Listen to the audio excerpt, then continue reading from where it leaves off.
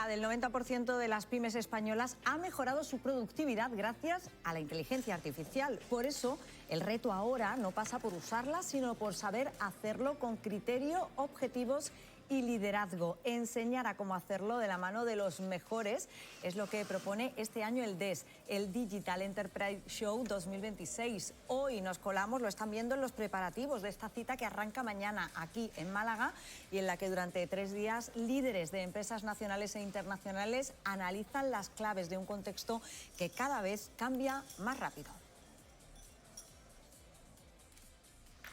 Buenos días, es lunes, es 8 de junio, arranca Málaga aquí ahora. Saben que somos el magazín de la televisión municipal de Canal Málaga, en el que les vamos a acompañar, como siempre, hasta la 1:15 de la tarde.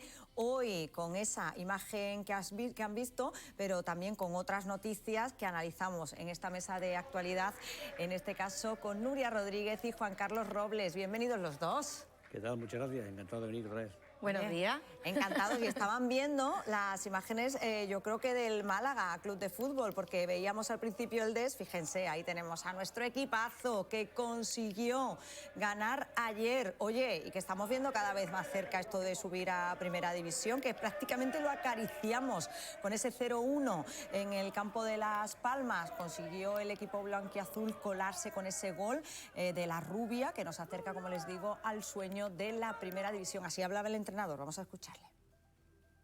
Siempre quisimos ir hacia adelante y bueno, ya sabíamos que no iba a ser fácil, eso no era nada nuevo para nosotros.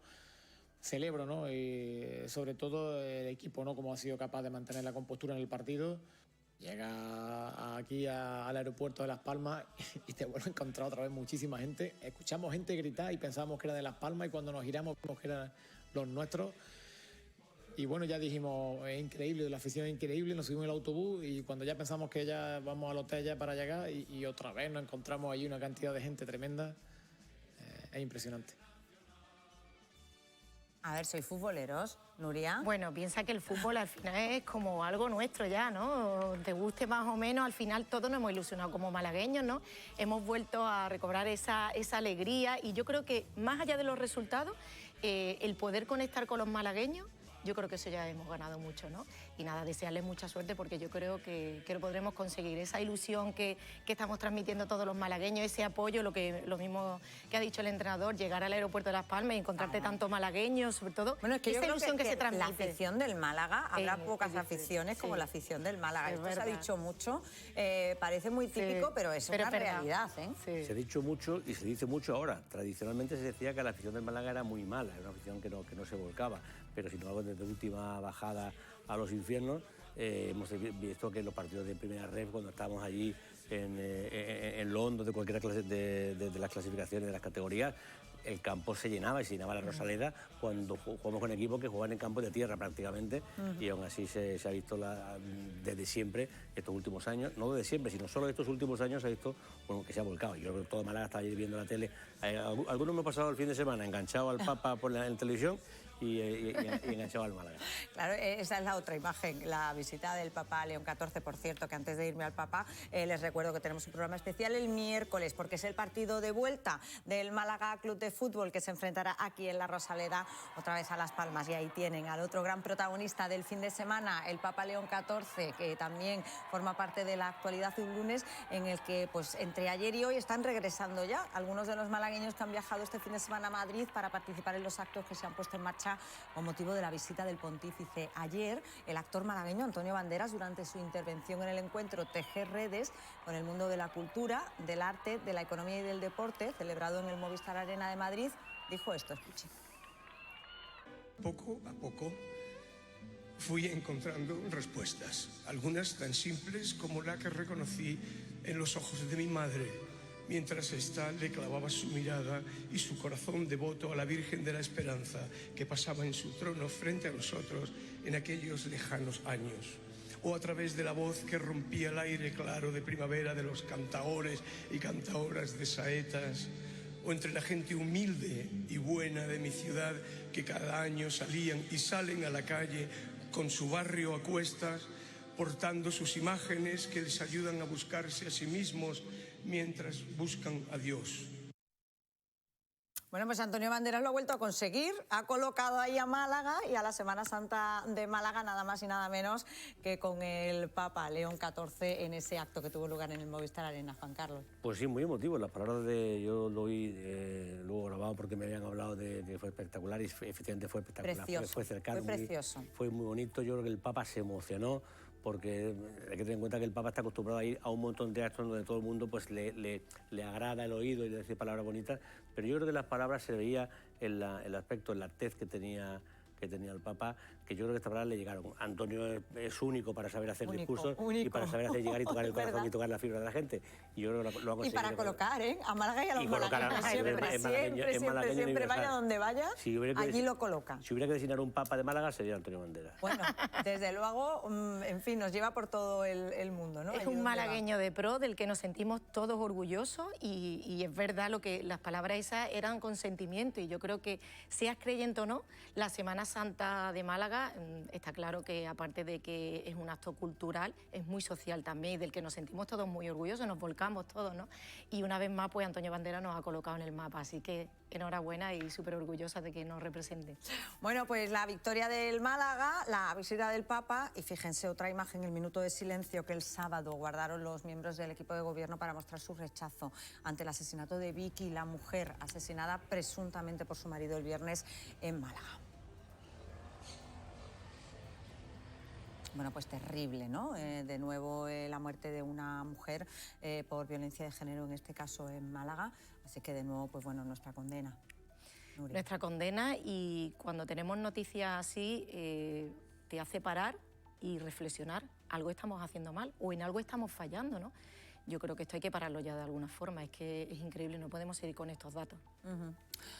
Hay que pararlo de alguna forma porque hay que hacer algo que es distinto de lo que estamos haciendo. Sí. Si tenemos una política de invertir 500 millones de euros al año en el Ministerio de Igualdad para que sigan habiendo entre 60 y 70 muertes al año, es porque probablemente hablar con la letra E y pintar bancos de naranja o hacernos que en las casetas de feria pongamos un cartel de que espacio libre de violencia de género, igual eso no funciona.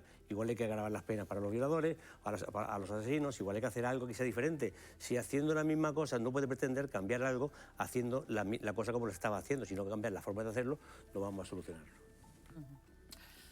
Bueno, y una imagen antes de ir a los diferentes puntos en directo, la procesión del Corpus de Málaga que ayer recorrió las calles de la ciudad, el Santísimo y la Virgen de los Reyes reunió a cientos de fieles en el centro, una procesión que esta casa además ofreció en un programa especial.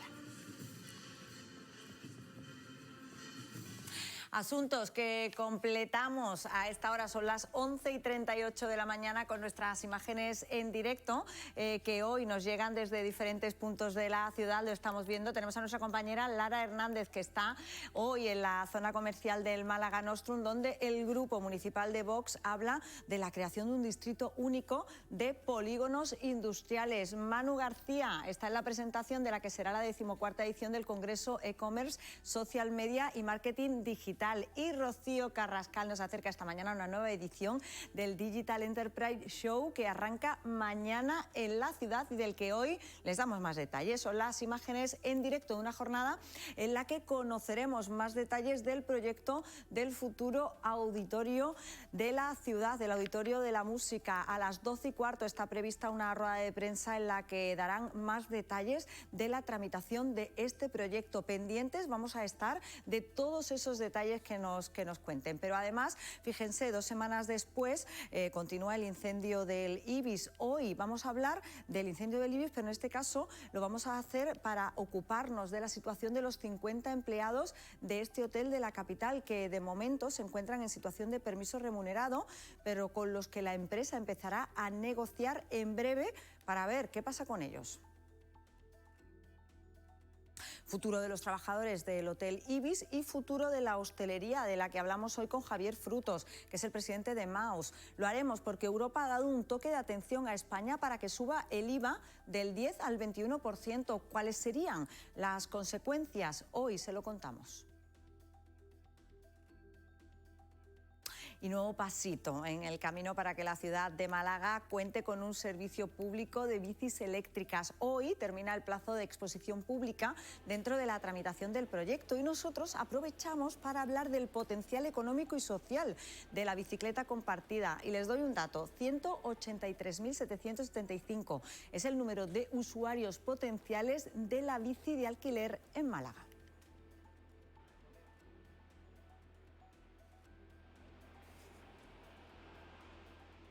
Bueno, pues la movilidad de la ciudad y la inteligencia artificial, que centrará parte del eje del desarrollo de una nueva edición del DES Málaga. Arranca mañana, pero ya hoy han comenzado los preparativos y allí se ha colado Rocío Carrascal. Buenos días. Buenos días, Paula. Buenos días, Málaga. Últimos preparativos, como bien dices, para que arranque el Digital Enterprise Show. Además, este año una edición muy especial porque es su 10º aniversario. De este modo se va a convertir Málaga desde mañana martes y hasta el próximo jueves en el foco internacional, podemos decirlo así, de la innovación, la inteligencia artificial y la digitalización empresarial. 15.000 profesionales asistentes, 400 empresas expositoras, más de 600 expertos internacionales y 700 innovaciones en inteligencia artificial, en cloud, ciberseguridad, datos o computación cuántica. Entre el público asistente, el 74% responsables de la toma de decisiones. Sandra Infante, directora de DES, no me equivoco en ningún dato, ¿no? No te has equivocado en ninguno. Y además vamos a sobrepasar esas cifras, así que muy contentos. ¿Todo listo para que arranque mañana el DES 2026? Bueno, como estáis viendo, estamos ultimando todos los detalles, pero bueno, sí, todavía nos quedan unas horitas para dejarlo todo perfecto, para que mañana, en cuanto abramos puertas, todos estos visitantes profesionales encuentren aquí nuevas soluciones. ¿Qué destacamos de este año? ¿Qué es lo más importante que vamos a ver aquí? Bueno, yo creo que al final lo que estamos encontrando es cómo ayudar a las empresas a que sean más competitivas y para ello vamos a usar la tecnología. Aquí vamos a encontrar sobre todo muchas soluciones de inteligencia artificial y sobre todo combinadas con otras tecnologías como el cloud, el data, la ciberseguridad o computación cuántica, que nos va a ayudar a encontrar pues, nuevos productos, nuevas soluciones para estas empresas que vienen a visitarnos. Ponentes de primer nivel, como siempre. Por supuesto, este año sobre todo Randy Zuckerberg, la hermana de Mark Zuckerberg y que era CMO de Facebook, con lo cual además nos va a contar muchísimas cosas a nivel de lo que es la utilización de IA en diferentes proyectos. Pero bueno, también tenemos a gente de Microsoft con el doctor Yongdong Wang, tenemos a gente de Tencent Cloud también para todo lo que es la gente que desarrolló WeChat, entre múltiples otros gurús tecnológicos, pero también los grandes líderes de cada una de las industrias que nos visitan. Pues vamos a hacer la entrevista a Sandra Infante, pero vamos a aprovechar para hacer una entrevista muy especial. No a ella, sino a Vicky. Vicky es el asistente, un nombre muy malagueño hay que decirlo, el asistente de este DES, de este Digital Enterprise Show, a la que se le van a poder hacer preguntas y que, bueno, pues vamos a aprovechar en directo, ¿no? ¿Tocamos? Hola, Vicky. Venga, vamos a intentarlo otra vez. Hola, Vicky. A lo mejor hay mucho ruido y lo han... Ahora, a ver. Hola, Vicky. Vaya por Dios, nos ha salido antes muy bien, ¿eh? Sí. A ver si hay suerte. Hola, Vicky. Vicky en espera. Vicky, nos lo han desconectado. Ay, nos han desconectado a Vicky, no me lo puedo creer, con lo bien que estaba. Bueno, pues Vicky, os lo contamos nosotros. Vicky, se le pueden hacer preguntas básicas que tendría, bueno, pues las dudas que presentaría cualquier persona que venga aquí a este certamen. Y Vicky, además, os podemos confirmar, porque lo hemos probado antes, hemos estado un rato charlando con ella. Responde y responde muy bien. Es una de las novedades de este año. Es una de las novedades. Al final es la aplicación práctica de una inteligencia artificial en un entorno como puede ser este, que es un evento donde con estos 15.000 visitantes que van a venir van a poder consultar horarios, qué tipo de ponencias son las que están buscando, localización de stands, de experiencias, así que bueno, va a ser un poquito nuestro avatar para enseñar un poquito toda la información. Importante, estamos en pruebas ahora mismo con el sonido y que probablemente alguien ha venido por detrás a desconectarla y bueno, si no, durante estos 3 días tendréis la ocasión también de volver a probarla y de escucharla en vivo y en directo. Pues vendremos a probarlo, claro que sí. Muchísimas gracias, Sandra Infante. Y ustedes ya lo han visto. Si vienen por aquí, bueno, pues aprovechen para preguntarle a Vicky. Nosotros no hemos tenido suerte porque nos la han desconectado, pero ahora, bueno, ahora te vas a arrepentir. En fin, que vengan aquí a probarlo, que la verdad es que es bastante divertido y muy interesante. Una de las cosas que se van a ver desde mañana hasta el jueves aquí en el Digital Enterprise Show.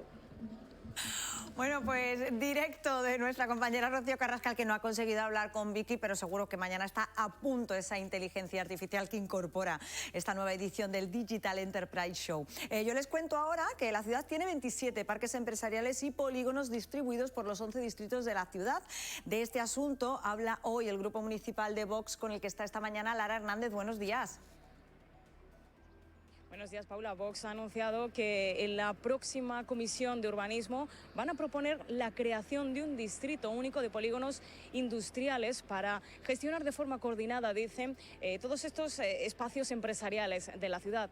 La formación asegura que estos lugares reúnen más de 4.000 empresas que generan más de 42.000 empleos en la ciudad, mientras que, sin embargo, denuncian son los grandes olvidados a su juicio, sobre todo en materias apuntan como la movilidad, también la seguridad, así como las infraestructuras. Su portavoz, Antonio Alcázar, defiende que una gestión unificada permitiría mejorar, es lo que afirma, la coordinación de empresarios y facilitar nuevas inversiones, de manera que se pueda fortalecer la economía de la ciudad.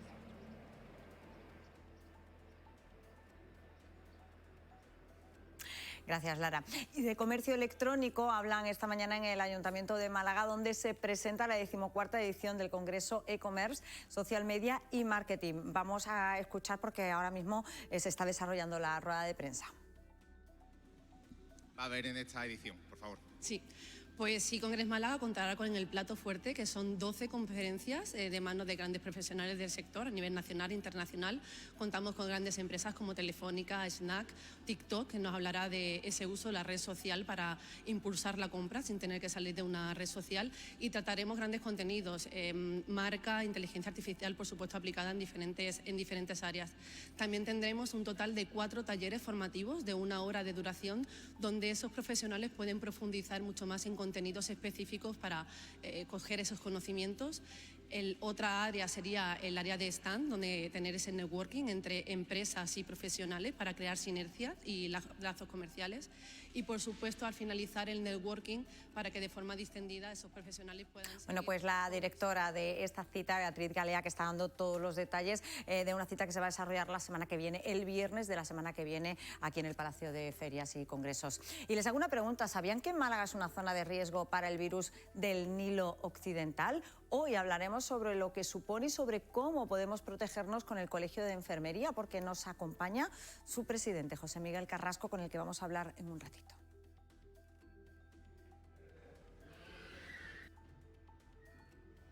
Por cierto, que le preguntaremos por las agresiones a enfermeros, porque el viernes una enfermera del 061 sufrió una agresión por parte de un paciente.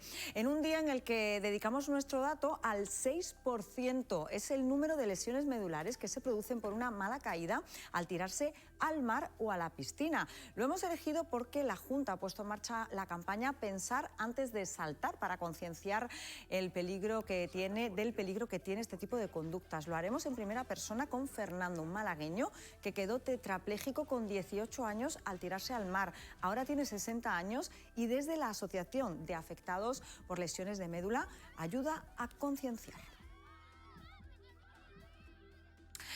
En un ratito abordaremos este asunto. Y fíjense, porque cada primer miércoles de junio se celebra el Día Nacional del Paciente Trasplantado. Para recordar la importancia de las donaciones de órganos, queremos sumarnos a esta efeméride con el testimonio, lo están viendo, de Inocencia Benítez. Ella donó un riñón a su marido en el año 2013. Gracias a ese riñón, su marido ha vivido 13 años, aunque lamentablemente falleció hace 2 meses por otra dolencia diferente. Inocencia va a estar aquí con nosotros y viene con su hija Laura, que vivió todo el proceso de donación. Bueno, pues hablaremos y los conoceremos a ellas. Nos dará tiempo también para acercarnos a la Semana Internacional de los Archivos, con la que quieren poner en valor la utilidad de estos espacios que recogen el pasado de las ciudades. Asuntos que completamos a esta hora con las portadas de los periódicos locales para ver cuáles son los asuntos que nos cuentan. En el caso de Diario Sur, el Málaga y la victoria del Málaga Club de Fútbol ocupa la portada. 0-1. El Málaga golpea primero en otro partidazo. Bueno, la portada y prácticamente todas las noticias, portada al completo para la victoria del Málaga Club de Fútbol. Saben que el miércoles es el partido de vuelta y nosotros vamos a hacer un programa especial. Málaga hoy se ocupa de la visita del Papa León XIV, que centra su mensaje en la dignidad humana. También lleva a portada, en este caso, la victoria del Málaga Club de Fútbol. Portada del Málaga hoy, que completamos a esta hora con la opinión de Málaga. Los municipios de Málaga intentan agilizar sus proyectos a un año de las elecciones. Es el titular de portada y la foto de los compañeros de la opinión de Málaga. Y por último hacemos repaso y parada en El Español de Málaga, que en este caso nos cuenta una noticia relacionada con la vivienda. El alquiler se desborda hacia el interior de Málaga. Coín y Alaurín lideran las mayores subidas. Son las portadas de los periódicos que completamos ahora con la previsión del tiempo. Hoy tenemos aquí en Málaga capital cielos poco nubosos, con intervalos de nubes bajas en el litoral, temperaturas máximas que suben y mínimas con ligeros cambios. Hoy oscilamos entre una mínima de 19 y una máxima de 28 grados. Vientos que soplan flojos y variables. Previsión del tiempo que completamos con la circulación por las carreteras de la capital, y para ello saludamos a David Merino, que se encuentra en el Centro Municipal de Control de Tráfico. David, buenos días. Hola, buenos días. ¿Cómo se circula esta hora por las carreteras de la capital? Bueno, pues a niveles tranquilos, líneas generales. En el entorno de Manuel Azaña, sobre todo el acceso de Juan 23, tiene tráfico algo lento, y luego la zona centro, la zona de Los Ojos, la Avenida de Colón, también la zona del centro de Pere Mármoles tiene tráfico alto, pasillo de Santa Isabel. En el resto, niveles sin problemas. Como siempre, puede recomendar el uso del transporte público. Pues muchísimas gracias. Nada, hasta luego. Pues tiempo y tráfico que nos sirve para ir a la entrevista. Les adelantaba yo que hoy teníamos con nosotros al presidente del Colegio de Enfermería, José Miguel Carrasco. Bienvenido. Buenos días. Buenos días, muchas gracias. Bueno, para hablar de todos los asuntos sobre el Colegio de Enfermería, me gustaría empezar hablando de esa campaña, Cuidamos Málaga, que ha puesto en marcha el Colegio de Enfermería. ¿En qué consiste? Es un proyecto muy interesante. Una de nuestras funciones como colegio oficial, pues la atención a la ciudadanía, el ofrecer consejos sanitarios, y una de las campañas que ha puesto en marcha uno de nuestros vocales, miembro de la Junta, pues la denominación Cuidamos Málaga. Cuidamos Málaga es un portal dirigido a la ciudadanía en el que se pretende dar no solamente consejos sanitarios, sino además ser receptivo a todas las necesidades que tiene la población en materia de salud. Y ahí, como profesionales de enfermería, estamos nosotros, para que ese nombre Cuidamos Málaga sea un referente y consigamos que nos convirtamos en un portal de información, de conocimiento y de asesoramiento a toda la ciudadanía que necesita, bueno, pues cuidados de enfermería en materia de salud. Es una página web con muchos artículos en los que se habla, pues, de temas de actualidad. Podemos ver el antivirus, podemos ver artículos relacionados con la alergia y también con el virus del Nilo, porque Málaga es ciudad, ¿no?, que puede estar afectada por este virus. Sí, es un problema que ya viene desde un tiempo hacia acá. La Junta de Andalucía es cierto que está alerta y ha puesto en funcionamiento los mecanismos adecuados para la detección y elevación del nivel de alerta ante esta situación. Nosotros, como profesión de la salud y dentro de la unión profesional que manejamos, los 11 colegios sanitarios que somos de Málaga, pues nuestro proyecto Málaga Ciudad Guángel, uno de los pilares fundamentales ha sido ese, a través del Colegio de Veterinarios, al que le agradecemos que sea puntero en este tema. Pues el tema del virus del Nilo lo hemos llevado, pues, el primer punto referente en el asesoramiento o en la materia informativa, sobre todo relacionado con este nuevo proyecto, el Málaga Ciudad Guángel. ¿Cómo podemos protegernos del virus del Nilo?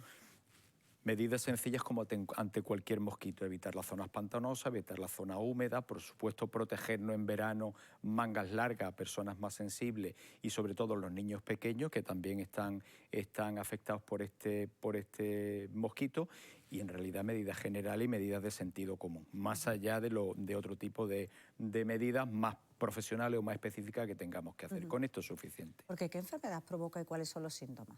Bueno, pues hemos visto cómo la enfermedad puede terminar en una situación muy grave con ingreso hospitalario, y bueno, entendemos que personas vulnerables y con gran dependencia de los sistemas sanitarios, bueno, pues puede provocar situaciones lamentablemente muy complejas y muy graves. Pero bueno, evitándonos que podemos, aunque es una enfermedad emergente, por lo menos en el ámbito occidental, pero bueno, que estamos perfectamente controlados y que las medidas que estamos poniendo en marcha son suficientes para conseguir que esto no vaya más.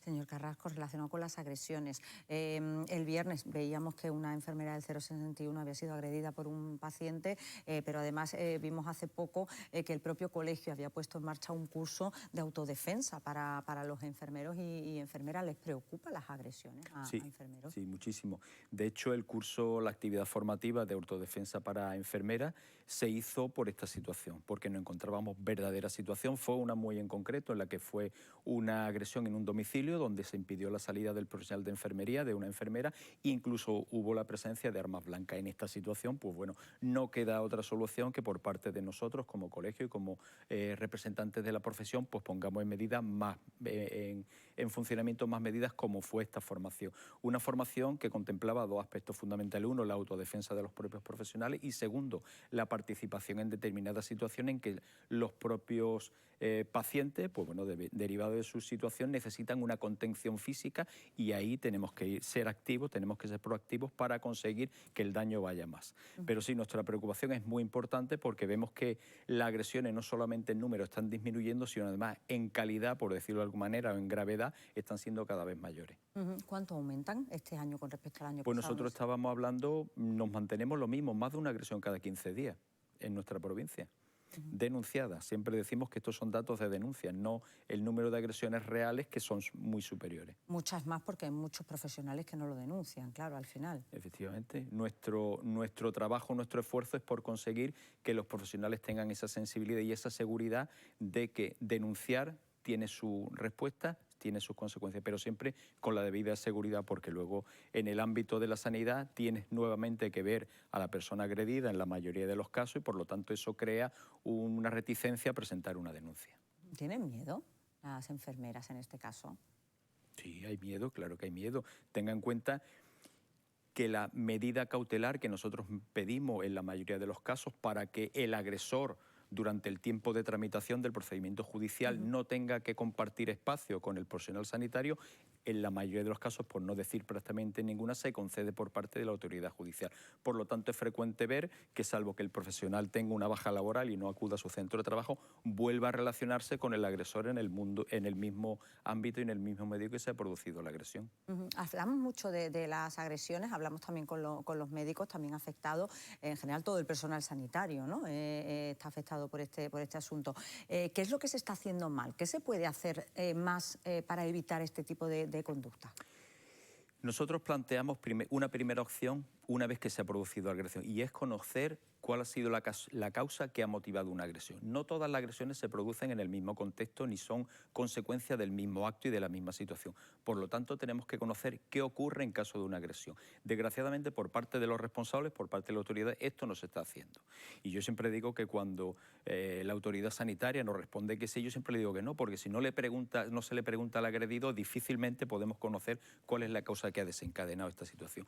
Puede ser una causa de relación propia entre personas, puede ser una causa derivada del consumo de determinadas sustancias, puede ser una causa derivada de un protocolo que no se ha llevado convenientemente bien, pero tenemos que conocer cuál es la causa y poner medidas específicas para cada uno de los motivos que están ocasionando una agresión. Esa situación para nosotros es fundamental y desgraciadamente no se está cumpliendo. Luego, bueno, pues el trato y la injusticia de derivar procedimientos de agresiones en 6 meses para dar una sentencia también desanima mucho a la profesión a la hora de presentar una denuncia. Se nos da el caso de 6 meses, desde que ocurre la agresión hasta que hay una sentencia judicial, sea en un sentido o en otro, pues pueden pasar hasta 6 meses. También es cierto que hay periodos rápidos, ágiles, pero la gran mayoría están tardando mucho tiempo. Y ahí nosotros tenemos que incidir. Otra cuestión, por supuesto, es la formación de los profesionales, otra cuestión es la separación entre el agresor y el agredido. Están ocurriendo casos en el que el propio juzgado se ven agresor y agredido con una identificación de datos, de nombres, de apellido y de domicilio y de centros laborales. Entonces, hay una serie de cuestiones que tenemos que plantearnos seriamente, con independencia de la modificación legislativa, para que las agresiones a profesionales sanitarios y vamos a decir sanitario y no sanitario, porque aquí todos participamos, todos los profesionales del ámbito de la salud estamos dentro de esta situación, pues bueno, puedan verse beneficiados de una protección suficiente. En principio sería lo suyo para que esto no ocurriese, pero una vez que ha ocurrido, bueno, pues con las medidas de soporte y protección para que dentro de esta situación se sienta lo más confortable, por decirlo de alguna manera. Por un lado, estas agresiones van a volver a hacer cursos de autodefensa para los colegiados. Hicimos uno y la verdad es que tuvo una aceptación que se llenó. Fueron pocas plazas, fueron 20 plazas, pero se llenaron. Nuestra idea es volver a repetirlo, más que nada porque la situación viene continuando. Ojalá no fuese necesario repetirlo, pero nuestra voluntad es dar soporte y dar formación, no para, siempre decimos que no es una cuestión de defensa o artes marciales, sino de autodefensa para evitar la situación violenta y poder escapar de esa situación. Pero sí, nuestro empeño es continuar con esta actividad formativa. Bueno, pues por una parte las agresiones y por otra parte los falsos enfermeros, falsas enfermeras, que seguimos viendo personas, bueno, pues que aparecen con títulos que no son reales, ¿no? Que son falsos y que están ejerciendo. ¿El colegio tiene constancia de que esto pasa, sigue pasando? Nuestra función esencial, la función de los colegios profesionales, es garantizar de que aquellos profesionales que ejercen la profesión, que realizan las funciones profesionales acorde a esa titulación, cumplen realmente, cumplen con la titulación y cumplen con las exigencias que marca la ley. En nuestro caso hemos tenido dos casos, uno en el que durante 2 años en un ámbito público, no hablemos de privado, sino en un ámbito público ejerció la profesión de enfermero sin tener ni tan siquiera la titulación, ¿vale? Habiéndose denunciado, estando en Fiscalía y con una segunda denuncia es cuando la Fiscalía dicta orden de búsqueda y captura respecto a este señor, y la segunda es el intento fraudulento de colegiación con un documento falso que nosotros evidenciamos y que, bueno, terminó en los tribunales y que la persona que intentó hacer ello pues aceptó la pena, una pena de 2 años de cárcel, que por supuesto no cumplió, y bueno, la inhabilitación correspondiente sí ejerciese la profesión, y la multa y la sanción que le impuso el juez. O sea que tenemos que estar tranquilos, ¿no? Porque hay mecanismos para evitar, ¿no?, que esas personas puedan ejercer.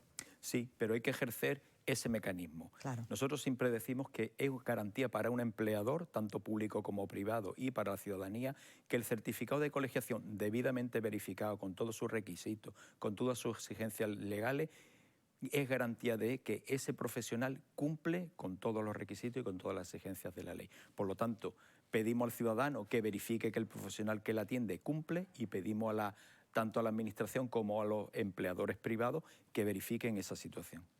Estamos a la espera de las notas de la PAU, la prueba de acceso a la universidad. Enfermería será de nuevo una de las más demandadas, como casi todas las sanitarias, una nota altísima. Formamos muy bien a nuestros profesionales, pero muchas veces lo hemos hablado, una vez que están formados se van.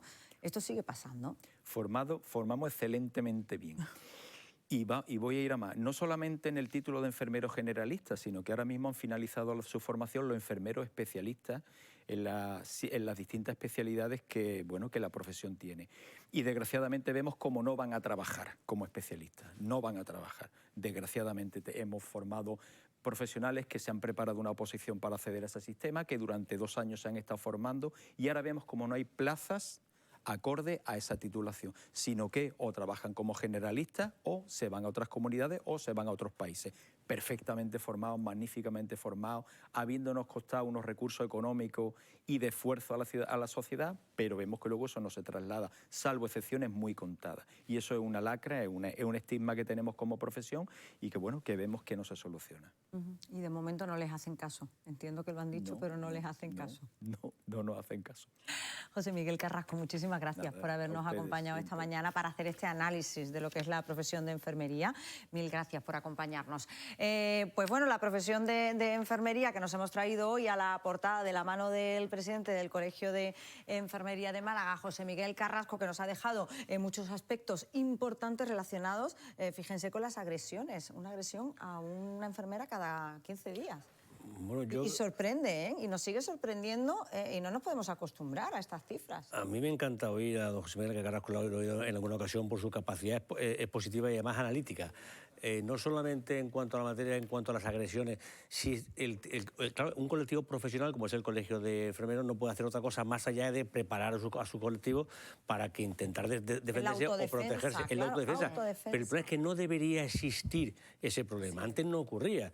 Uno de los motivos es falta de sanitarios, hacen falta sanitarios que, claro, si preparamos a la gente, que se van, por cierto, un montón de enfermeros, pero miles, se van a muchos países, concretamente al Reino Unido, donde están muy, muy bien valorados, cobrando más que lo que cobra aquí un médico, con lo cual muchas familias están yendo... Y con una estabilidad profesional, estabilidad profesional, un montón de y otra cosa, pues, que no tienen aquí. Con lo cual, mientras no quejemos las circunstancias para que no haya menos colas de espera, haya menos desesperación. Y otra cosa muy interesante, quizás lo más interesante, es que él exigía y que entendía que la forma que para poder atacar un problema tenemos que identificar cuál es el origen del problema. Sí. Y si olvidamos o renunciamos a analizar cuál es el problema, es decir, por qué qué casos ha supuesto, por qué esta agresión y por qué esta otra, porque algunos son por motivos diversos. Esto mismo es lo que está pasando con la violencia mal llamada de género.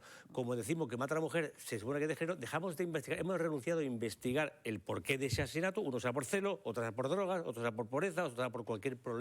Hemos renunciado a investigar cuál es la causa concreta. Por lo tanto, le digo, pues el móvil es de género. En cada caso se investiga. No se investiga. Se entiende que es de género y automáticamente se le impone la pena. Hombre mata a la mujer, es mujer o es novia o es pareja, se entiende que el modus o que la causa es de género y hemos dejado de investigar. Eso sumado a que el Ministerio y el Gobierno no quiere que reduzcan las penas, porque si no quiere que reduzcan las muertes, porque si reduzcan las muertes se quedan sin trabajo todos estos chiringuitos para hacer charlas. No digas eso, Juan Carlos. Sí, el mayor enemigo... Siempre lo digo, eso lo dices tú, Juan Carlos. El mayor enemigo contra la mujer, el mayor enemigo de la mujer por las muertes que se producen en este contexto es precisamente el Gobierno y el Ministerio de Igualdad, que es el mayor órgano criminal. Ay, vamos a cambiar de asunto, que seguimos pendientes del fuego que sigue calcinando el edificio en el que estaba ubicado el Hotel Ibis. Mientras, medio centenar de trabajadores del hotel están en sus casas con permiso retribuido y a la espera de ver pues, cuál va a ser su futuro. Un asunto del que hablamos a esta hora con Fernando Muñoz Cubillo, que es secretario general de Comisiones Obreras en Málaga. Bienvenido, Fernando. Buenos días. Buenos días los tertulianos. El peor enemigo de las mujeres son los hombres que matan a las mujeres. No nos confundamos, Juan Carlos. Los hombres que matan a las mujeres son los enemigos de las mujeres. Punto. Claro. Y el Gobierno que no lucha contra ellos. Hablamos ahora de lo que sí quiere, pero es que, hombre, es que decir que la administración, Juan Carlos, ahí te has pasado un poquillo, te has pasado. Yo ya lo he dicho también. Y el asesino es un hombre, y hay que ponerle nombre y apellido. Un hombre el que ha matado a una mujer en La Palmilla. No es la administración, un hombre. Pero no luchamos contra ellos. Bueno, pues habrá que hacer política y habrá que hacer eso que tú has llamado de forma despectiva, esas ayudas, tal. Habrá que sensibilizar a la sociedad, a todo el conjunto de la sociedad, de las administraciones públicas, a todo el conjunto de las administraciones públicas y a todos los partidos políticos, que algunos no quieren ver esta realidad y la quieren blanquear de alguna manera. Pero bueno, eso es otro tema. ¿Cuánto han bajado las muertes? Vamos a hablar de los ¿Cuánto han bajado? Con 500 millones al año. En los últimos 10 años, ¿cuánto han bajado? Lo mismo, mueren entre 60 y 70. Bueno, mañana vamos a hablar de este asunto, así que si queréis os llamo a los dos, que mañana vamos a hablar de violencia de género y lo abordamos. Pero hoy queríamos hablar de la situación en la que están los trabajadores del IBI. ¿Cuál es la situación, Fernando, ahora mismo de esos trabajadores? Bueno, pues en el IBI hay varios colectivos de trabajadores. Están los propios del hotel, los trabajadores de la cafetería, del café, y los trabajadores de aquellas contratas que están dentro del hotel, que no forman parte propiamente de lo que es el hotel, pero que están ahí también. Pues a cada uno de ellos hay que ir buscándole soluciones. Allí donde ya tenemos experiencia por otro tipo de hoteles, se me viene a la cabeza el Hotel Senator por unos motivos, el Hotel Guadalpín por otros motivos, pues en este caso ha tocado el Hotel Ibis. Pues digo, tenemos experiencia porque la propiedad del hotel es tiene un accionariado, tiene un propietario, el edificio es de un señor, de un fondo, es propietario, y lo que es la explotación del edificio se le alquila o bien a la cafetería o bien al hotel. Y en el caso del hotel hay plantilla propia del hotel y hay plantillas que no pertenecen al hotel, sino que son contratas o subcontratas del hotel. Y en cada una de ellas hay que ir hablando, hay que analizar bien cómo se va a abordar para proteger el empleo en aquellas personas, en el conjunto de colectivos, donde se pueda proteger de alguna manera por recolocación y de otra manera, pues bueno, con ayuda y con formación y a ver en qué situación, el ERTE concretamente, los ERTE, claro, a ver cómo se puede encauzar esto. Porque el hotel, lo que es la propiedad del hotel, tiene una responsabilidad, tiene su seguro, y lo que es la explotación del Hotel Ibis con la contrata y con la cafetería, que ya digo que son varias empresas las que están afectadas, no es una sola empresa, pues la cafetería, la subcontrata y el propio hotel, pues tienen otra responsabilidad. Pero claro, lo que es la explotación del hotel tiene que hablar con la propiedad para ver en qué términos se rescinde ese contrato mercantil de alquiler. Claro, porque eso y eso cómo afecta a la plantilla. Porque no es una causa del hotel lo que ha motivado la paralización de la actividad, sino es una causa del edificio, que no es suyo. Claro, porque se me ocurre un ERTE, pero un ERTE tampoco sería, ¿no? Porque un ERTE tiene que ser por un tiempo determinado. La figura del ERTE se puede contemplar, sí, pero claro, todavía no se puede hablar de ERTE en la medida en la que no se sabe el tiempo, como bien dice, el tiempo que va a durar. Entonces, un ERTE por fuerza mayor de una duración que no se conoce, porque no sabemos todavía si el edificio admite remodelación tal como está en un tiempo, con ya la obra esa que estaba prevista en su día de ampliación de planta, o si el edificio, el informe técnico dice que haya que demolerlo entero y hacerlo nuevo. Es que no lo sabemos. Claro, entonces, a la hora de enfrentar un ERTE hay que saber muy bien en qué situación nos situamos. Claro, de momento lo que tienen que empezar son las negociaciones, entiendo, ¿no, Fernando? Con los trabajadores, con la empresa, para ver qué pasa a partir de ahora, ¿no? Porque de momento están con permiso retribuido, ¿no?, en casa. Sí, lo primero que tiene que hacer la empresa explotadora, digamos el inquilino, que es la empresa Hotel Ibis, es hablar con la propiedad del hotel y ver si se interrumpe el contrato de alquiler, si se prorroga, si se rescinde completamente, porque si hay una rescisión del contrato completamente respecto a la propiedad del edificio, lógicamente los trabajadores, pues bueno, ya no tienen pueden no tener esa vinculación con el Hotel Ibis, y habría que ver en qué condiciones se puede plantear ese ERE en estas circunstancias. También admite la recolocación en otros puestos de trabajo del Hotel Ibis. Nos quejamos de que faltan profesionales de la hostelería. Bueno, pues aquí hay grandes profesionales de la hostelería trabajando en el Hotel Ibis, que se le puede buscar empleo en otras instalaciones mientras dura lo que sea la remodelación, es que no lo sabemos, claro, o el nuevo edificio, que no sabemos todavía los informes técnicos, hasta que no termine y entren los técnicos y valoren qué se va a hacer con ese edificio y la propiedad decida qué va a hacer con ese edificio, no se puede plantear a lo que es el inquilino, Hotel Ibis, el inquilino, pues si se interrumpe o se rescinde el contrato completamente. Y todavía hay que extinguir el incendio, que no está extinguido. Tanto, los trabajadores están en su domicilio. Sí, que todavía hay que extinguir el incendio, digo yo, para que puedan entrar a investigar. En fin, que esto va para largo. Y después se dan las circunstancias de la concurrencia de seguros. Hay varios seguros que están en medio, el seguro del hotel, el seguro de la propiedad y el seguro de la cafetería. Bueno, pues las tres compañías de seguro tendrán que analizar quién se hace cargo de los daños, entre otros los salariales también, de esta situación. Yo te quería preguntar por los trabajadores, ¿cómo están ellos? Las noticias que nos llegan, pues que están afectados, no solamente por el impacto laboral que tiene, sino también por el carácter emocional de la situación que se ha vivido.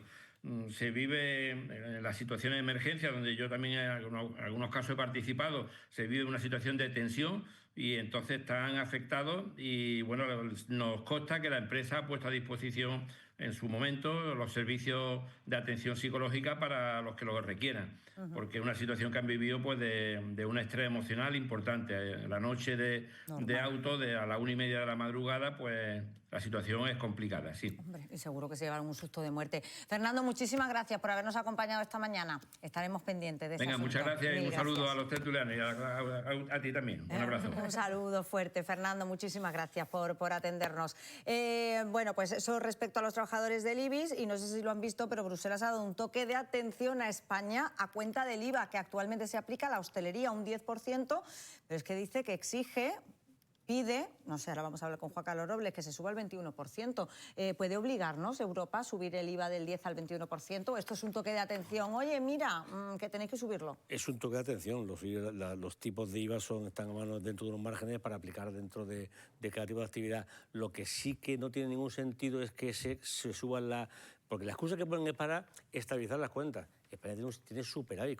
España ha tenido el mayor récord histórico de recaudación en impuestos, 325.000 millones de euros. Si lo usáramos, por ejemplo, en otras cosas, que no, ya no voy a repetir más, no lo repitas más. No lo repitas es lo que nos lo gastamos para hacer el tonto, pues podíamos aplicar. O sea, no hace falta subir el IVA del 10 al 21%, porque además esto va a tener un impacto que se calculan, según los hosteleros, entre un 0,6%, 10.000 millones de euros de impacto económico negativo. Es que no tiene ningún sentido y nos quita competitividad, que es justo lo que menos necesitamos. Tenemos un mercado muy competitivo, muy profesionalizado. Recientemente decía Fernando, en esa cosa, en algo, en muchas cosas coincido con Fernando, ojo. Claro. Y lo llevamos bien hace muchos años. Claro. Y esta es una de ellas. Tenemos grandes profesionales, pero creo que es un atraco el intentar ¿El problema cuál es? Que España, al gobierno actual le va a encantar cualquier cosa que suba los impuestos, porque se pirra por la subida de impuestos, va a poder recaudar más. Bueno, ¿y qué consecuencia puede tener esto para el turismo, Nuria? Porque eso sí que también me lo pregunto. Quiero decir, ahora preguntaremos, vamos a hablar con Javier Frutos, que es el presidente de MAOS, qué impacto puede tener para el consumidor. Las asociaciones de consumidores ya se han mostrado totalmente en contra de esta subida del IVA, pero qué consecuencia también puede tener, si es que la puede tener, para el IVA, para el turismo. Totalmente. Es que si hablamos de la hostelería no hablamos de cualquier cosa, ¿no? En Andalucía la hostelería para nosotros es muy importante, ya sea económicamente, en generar empleo, sino es algo social que vivimos mucho los andaluces. El subir impuestos queda muy bien sobre el papel, pero hay que analizarlo. Y lo primero de todo, escuchar al sector, que realmente quien puede analizar. Yo creo que antes de tomar una decisión hay que hacer un análisis muy amplio, porque como bien tú dices, puede afectar perfectamente al sector. Nosotros tenemos que ser competitivos y tenemos que seguir manteniendo, no podemos subir ahí a la ligera los precios y demás, porque tenemos destinos competitivos que si nosotros subimos más los precios podemos perderlos. Por lo tanto, yo creo que primero hay que escuchar al sector y luego hacer un análisis muy amplio antes de decidir. Bueno, pues escuchamos al sector, en este caso al presidente de MAOS, que es la asociación de aquí de Málaga de hosteleros, Javier Frutos, bienvenido. ¿Qué tal? Buenos días. ¿Qué te parece la medida? ¿Qué os parece la medida a los hosteleros malagueños? Bueno, pues figúrate, ¿no? Bueno, al final es verdad que esto es algo histórico en la entrada de España en la Unión Europea, que se apostó por el turismo con ese IVA reducido, y yo creo que no ha ido bien. Es decir, la principal industria que tenemos a día de hoy, creemos que esa parte, bueno, pues la apuesta que se hizo fue buena en su día. Ahora mismo, bueno, pues creo que además es que el contexto tampoco es que creo que sea el mejor. Es verdad que estamos viendo que hay una caída de consumo. Aquí el principal perjudicado tenemos que tener muy claro que va a ser el propio cliente local, ya no solamente el turista, si hablamos del turismo, pero es que solamente subir un 11% a las cuentas indudablemente afectará al propio cliente local y afectará a las propias empresas. Claro, Javier. Somos un sector que da empleo a más de 100.000 familias directas durante el año. Tenemos pico de casi 120.000 trabajadores. Es decir, que creo que tenemos, bueno, pues somos un sector lo suficientemente importante para tener en cuenta, sobre todo en cuanto a creación de empleo y bueno, tirar del carro en estos últimos años. Por tanto, yo creo que esa subida el perjudicaría a nivel social y obviamente ya, si hablamos a nivel turístico, con ser menos competitivo, creo que afectaría bastante mucho, ya no solamente a la creación de empleo y al propio cliente local, como decía, sino a la propia industria y a la parte económica de nuestra sociedad. Porque entiendo, Javier, que tal y como está el sector ahora mismo no puede absorber, o sea, la hostelería no puede absorber todo lo que supone subir el IVA. Quiero decir, al final le va a repercutir directamente al bolsillo del malagueño, ¿no? Entiendo yo. Esa subida del 11%, del 10 al 21. Lógica. Yo siempre digo una cosa, las empresas están para ganar dinero, es decir, para perder dinero yo creo que siempre hay tiempo.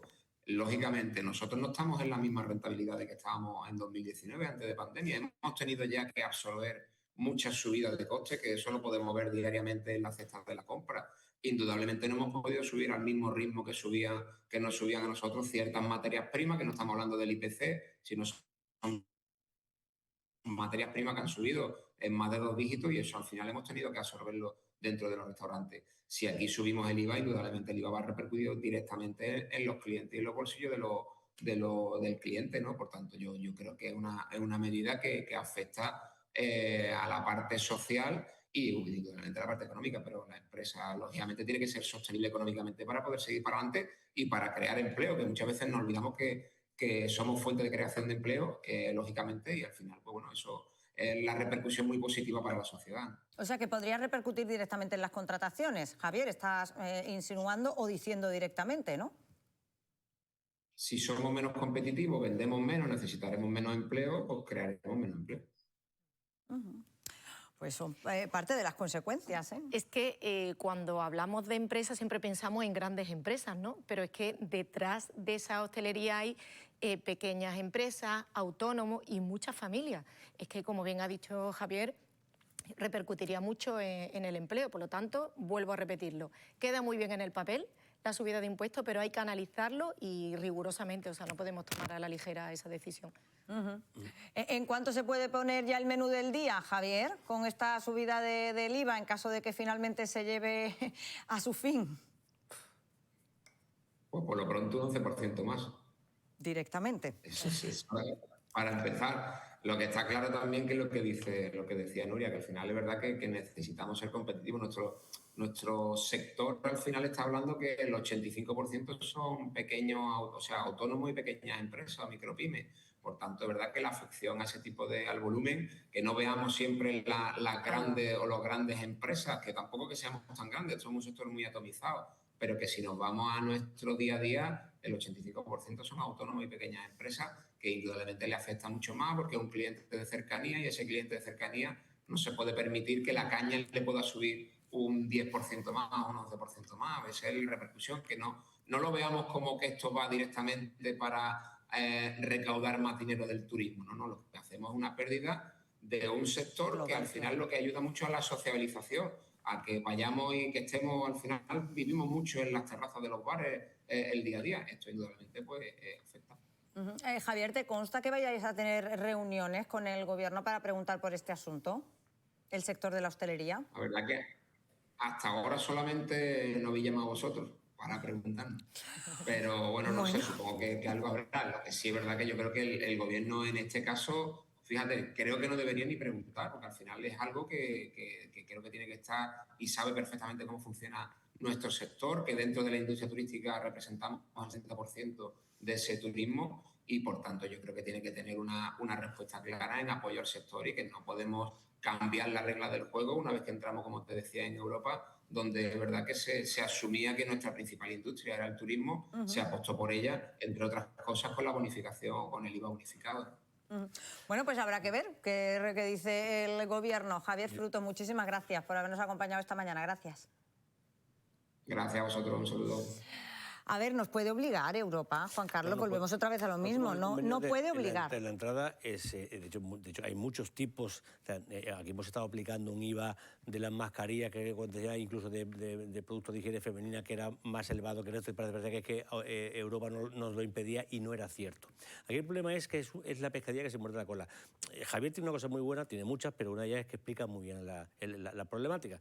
Para empezar, el IVA es el impuesto más injusto que hay, es el impuesto más antisocial que hay, porque es el que iguala al pobre y al rico, es el que todo le va a pagar el mismo 11%, lo va a pagar el que puede más y el que puede menos. Si a eso le sumas que el efecto recaudatorio que tiene bueno, es el que muy puede inferior. Menos es que no va a ir a tomarse la cerveza, Por lo tanto, el impacto recaudatorio que va a tener como consecuencia de que si tú vas a dejar de consumir, la bajada de consumo va a ser superior al exceso de recaudación que va a tener esta subida de 11 O sea, al final vas a recaudar menos. Recaudar menos, porque aparte las empresas, y ya como lo ha dicho también Javier, la subida que hubo por el coste eléctrico, el consumo y el producto de los géneros y los suministros que subieron desproporcionadamente como consecuencia de la subida eléctrica, ellos tuvieron que absorber parte del precio. No quepa duda que para mantener competitividad, Javier y todos los bares y los restaurantes van a absorber parte de ese IVA para que la gente pueda comprarlo, con lo cual va a tener menos ingresos, menos beneficios, menos impuestos vía impuestos-beneficios y menos contratos porque van a tener menos beneficios para poder contratar a personal. Con lo cual, al final, el efecto recaudatorio va a ser inferior, pero este gobierno no va a hacer caso, le va a dar igual, va a ver el corto plazo, que a lo que se dedica, y puede, ojo, que no lo haga porque, como habrá elecciones en agosto, este es mi vaticinio, pues seguramente esta medida puede que le sea impopular. Nos tendríamos que jugar algo, a ver si finalmente hay elecciones o no en agosto. Mientras... Yo me he jugado más cerveza que las que puedo pagar. Aunque tengan el 21% de IVA. Mientras el Ayuntamiento de Málaga continúa trabajando en la elaboración de la normativa para poner en marcha el servicio público de alquiler de bicicletas, que en este caso van a ser eléctricas. Hoy termina el plazo de exposición pública y ahora el Ayuntamiento tendrá que redactar el texto definitivo para su aprobación en pleno. La idea es que este servicio público empiece a funcionar a finales de este mismo año. Nuria, ¿qué beneficios crees que va a tener un servicio como el de las bicicletas para Málaga, para los malagueños y para los turistas también? Beneficios, todos. calidad de vida, movilidad sostenible. Y, por supuesto, a todo aquel movilidad turista sostenible y saludable.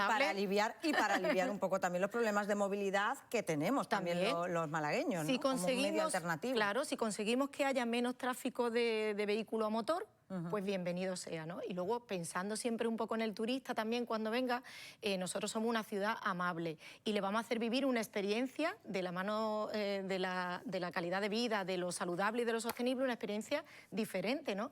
Y sí que es verdad que si nos comparamos con otras ciudades vemos que está funcionando cada vez más, porque el turista lo que quiere es vivir pues esas experiencias distintas. Y yo creo que es una iniciativa muy buena, que realmente encaja perfectamente con esa ciudad moderna a la que Málaga se ha transformado. Ya somos. Claro, somos una ciudad moderna, innovadora, por lo tanto, encaja perfectamente en esa ciudad que hemos creado y, por lo tanto, siempre suma de forma positiva.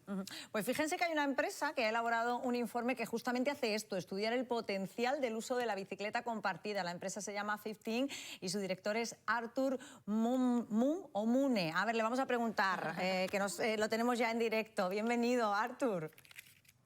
Artur Mune. Muchas gracias, Paula. Un placer estar con vosotras. A ver, cuéntanos, ¿qué conclusiones ofrece este informe sobre Málaga?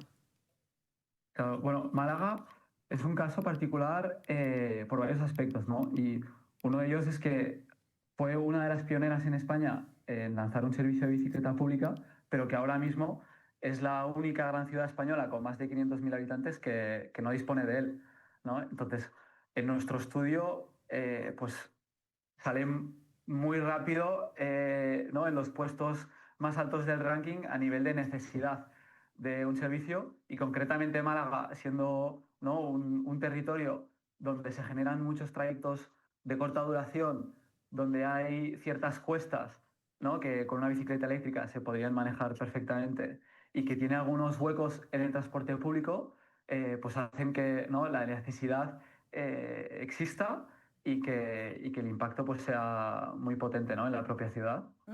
Porque hay un cálculo de qué potencial tendría en Málaga un servicio de bicicleta compartida. Eso es. En el informe que hemos realizado, y concretamente para Málaga, un servicio óptimo para la ciudad, estaríamos contando con 145 estaciones repartidas por el territorio y unas 2.000 bicicletas eléctricas a disposición de todos los malagueños, lo que les estaría dando al 92% de la ciudadanía ¿no? acceso a una estación con bicicletas a menos de 1 kilómetro de sus casas, ¿no? Entonces, esto a nivel de impacto estaría generando más de 2 millones de trayectos en bicicleta anuales, ¿no? y un ahorro a nivel de emisiones de más de 400.000 kilos de CO2. Entonces, al final, esto no son proyecciones simplemente teóricas, sino que son datos que están basados en todos los sistemas que tenemos ya funcionando como empresa por toda Europa, y considerando las características de Málaga, pues las implicaciones que generaría. Entonces, son muy potentes. Bueno, son unos datos fantásticos, ¿eh? de ahorro, tanto de contaminación como ahorro económico, ¿eh? También. ¿Son principalmente turistas los que usan estos servicios o lo usan los propios malagueños, quiero decir, o los ciudadanos que sea, dependiendo de cuál estemos estudiando? Al contrario, ¿no? de lo que pueda parecer a primera vista, un sistema de bicicleta pública siempre impacta y está pensado para el uso del propio ciudadano, ¿no? Y ahí es donde entran en juego las tarifas que se crean a nivel de abono al ciudadano local, ¿no? mucho más accesibles. Evidentemente, una ciudad como Málaga, ¿no? como comentabais antes, con mucho turismo, siempre va a poder tener tarifas especiales para el turista, ¿no? y darles un poco la mano a una movilidad sostenible y amigable dentro de la ciudad, pero que siempre serán distintas para priorizar el uso cotidiano, ¿no? e impactar en la movilidad del día a día de la propia ciudad. Oye, pues eso es muy importante también, ¿eh? Que los precios tienen que ser, claro, mejores y más competitivos para los malagueños, ¿no? Que al final es el público al que va dirigido, ¿no? y que te interesa. En Málaga, Artur, no sé si lo sabes, tenemos serios problemas de movilidad. ¿Puede ayudar también este sistema de bicis compartidos a aliviar un poco los problemas que ya venimos arrastrando en la movilidad? Claro, 100%. Al final, si nos fijamos, ¿no? en cómo está estructurada la movilidad o la oferta de movilidad del sistema de transporte público en la ciudad, vemos que hay un par de líneas de metro que cubren básicamente el corredor oeste, ¿no? Pero hay zonas de la ciudad, como es el centro histórico, el puerto o la franja este, que no están cubiertas. A nivel de tren, estamos conectados con la costa, pero no sirven para el desplazamiento interno. Y finalmente, a nivel de bus, hay una red extensa de buses, pero con el gran tránsito que hay a nivel de coche, pues hacen que sea un poco menos eficiente, ¿no? Y pierda velocidad. Entonces, aquí es donde entra la bicicleta pública, ¿no? Todos estos pequeños huecos que tiene hoy ¿no? el transporte público de Málaga, la bicicleta pública los cubriría perfectamente y estaría actuando, ¿no? como un nexo entre el desplazamiento de casa, incluso con, ¿no? el potencial intermodalidad, usando el transporte público, sea bus, y luego acabar con la bicicleta, ¿no? Entonces, este sistema al final no es una cuestión de mejora de calidad de vida, sobre todo de todos los ciudadanos de Málaga. Bueno, pues muy interesante todas esas conclusiones. Muchísimas gracias por habernos acompañado esta mañana. Un placer, gracias a vosotras. Bueno, pues conclusiones que recoge este informe que son muy interesantes. ¿Tú cogerías la bici compartida? Pues probablemente sí. ¿Sí? A ver, yo vivo Fíjate que te iba a decir, no te veo, Juan Carlos, para que veas, me ha sorprendido. Yo cogí mucho la bicicleta y hago mucha bici de montaña. Hace ya algunos años que lo he dejado, pero hacía muchísima bici de montaña. Hay que tener en cuenta que Málaga tiene una configuración de clima y de orografía muy cómoda y muy confortable para la bici, especialmente si es eléctrica. Lo decía este chico. Claro, porque tenemos puestecitas, pero si es eléctrica no hay problema. Ayuda. Pero si vemos que países como bueno, la zona este tiene más puestecitas, ¿eh? Como la zona este, no sé yo. Pero países como Holanda, como Dinamarca, es verdad que son países completamente llanos, completamente... pero el clima que hace es un clima de perros y va todo el mundo en bici. Y aquí en Málaga, con el clima que tenemos de sol de 300 días al año de sol y buena temperatura. Sí. Sin embargo, ¿qué pasa? Que ahora habrá que ponerse de acuerdo. Aprovechando esto, yo lo que haría es intentar aprovechar para sincronizar un poco qué pasa con las modalidades de desplazamiento eléctrico con bicicleta eléctrica o desplazamiento eléctrico a través de patinete. A los patinetes es fácil por carretera, por la ciudad, para que los matemos con el coche, porque está pensado... A ver, si hay un carril bici y las bicicletas eléctricas van a ir por el carril bici, supongo.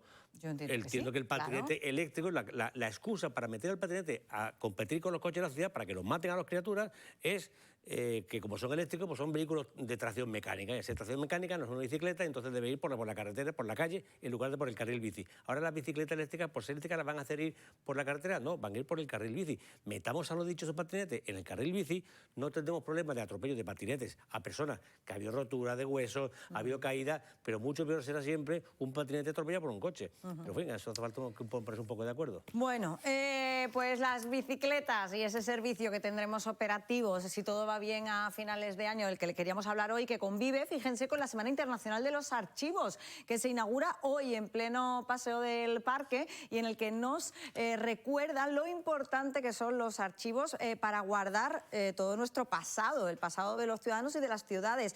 Rocío Carrascal nos va a contar más detalles. Cuando pensamos en un archivo, normalmente pues lo que imaginamos son estanterías repletas de libros, pero un archivo es mucho más que eso. En un archivo se guarda la memoria de todos, habla también de los derechos de los ciudadanos y sobre todo nos recuerda de dónde venimos. Lo celebramos esta semana porque es, como ven ahí, la Semana Internacional de los Archivos y el Archivo Municipal se suma a estas celebraciones con diversos actos que hoy nos va a descubrir su directora Maribel Vila. Muy buenos días. Buenos días. Para los que nos estén escuchando, ¿cómo definiríamos un archivo? ¿Qué es un archivo? Pues un archivo es un lugar donde se guarda la memoria, la historia, los derechos, la transparencia, muchísima información útil para los ciudadanos, tanto en un pasado como en un presente y también en un futuro, lógicamente. El Archivo Municipal se suma a las celebraciones de la Semana Internacional de los Archivos, que vemos la importancia que tiene, porque además se celebra en todo el mundo con una serie de actos que van a tener lugar esta semana. Sí, nosotros nos hemos sumado a una celebración que se celebra en todo el mundo, en todos los archivos de España y también a nivel internacional, y hemos organizado hoy una inauguración inauguración de una exposición al aire libre para que los ciudadanos cuando se pasen por Málaga puedan descubrir parte de nuestros tesoros. Y también mañana tenemos una presentación de un libro, la última publicación del archivo, Documentos Singulares del Archivo Municipal de Málaga, y detrás habrá una conferencia en donde se va a hablar de los documentos fundacionales de la ciudad. Y ya el viernes tenemos el cierre de la semana con un musical maravilloso, homenaje a ABBA, donde realmente vamos a pasar un buen rato. También comentarte que la exposición en la Alameda va a estar hasta el día 22 de junio y tenemos además 2 visitas guiadas, una mañana a las 12 de la mañana y otra el martes próximo, en el que explicaremos a los que acudan a la visita, que es libre, pues cuál es el hilo argumental de la exposición que tenemos aquí delante del archivo. Cuéntanos un poco, Maribel, adelántanos en qué consiste este hilo argumental, porque además con la cantidad de documentos con los que cuenta el archivo, supongo que es algo bastante complicado seleccionarlos. Pues sí, es como tú comentas, es bastante complicado a veces hacer una selección porque tenemos millones de documentos y la verdad es que son todos muy interesantes. La exposición consta fundamentalmente de 2 partes. Algunos de los paneles informativos lo que hace es ofrecer pues datos generales sobre lo que es el archivo, los diferentes fondos que lo integran, y después tenemos algunos paneles temáticos donde hemos centrado el foco en algunos aspectos, lugares importantes de Málaga, como puede ser la calle Hilario, el origen del ayuntamiento, la casa consistorial, el puerto, el aeropuerto, y ahí hemos mezclado tanto lo que son fondos documentales como fondos bibliográficos y fondos fotográficos. Es muy visual la exposición. ¿Conocen los malagueños la historia de Málaga? Yo creo que sí la conocen, pero todavía la tienen que conocer mejor. Y desde luego, si quieren conocer de forma directa por los auténticos protagonistas, los que vivieron en directo durante siglos lo que pasó en la ciudad, sin duda los documentos que conserva el Archivo Municipal son los mejores narradores que pueden encontrar. El Archivo Municipal siempre es abierto para todos los ciudadanos. ¿Cuál es el perfil de esos usuarios? Pues tenemos un perfil muy amplio, el perfil, digamos, investigador, que todo el mundo se imagina cuando piensa en un archivo, pero cada vez son más diferentes perfiles los que se acercan. El curioso, el que quiere conocer un poco mejor la historia de la ciudad, el que quiere descubrir a lo mejor antecedentes familiares, estudiantes, o sea, realmente tenemos un perfil muy amplio y además nosotros siempre comentamos que tenemos nuestras puertas abiertas de par en par para cualquier ciudadano que quiera conocer un poco mejor la historia de su ciudad, porque lo que conservamos en el Archivo Municipal de Málaga es la historia de todos los malagueños. Maribel, el Archivo Municipal de Málaga a nivel nacional está muy bien considerado.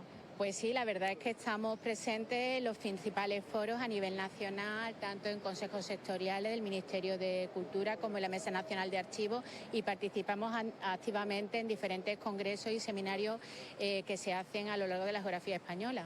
La digitalización, que es muy importante, y además el archivo está totalmente inmerso en ello.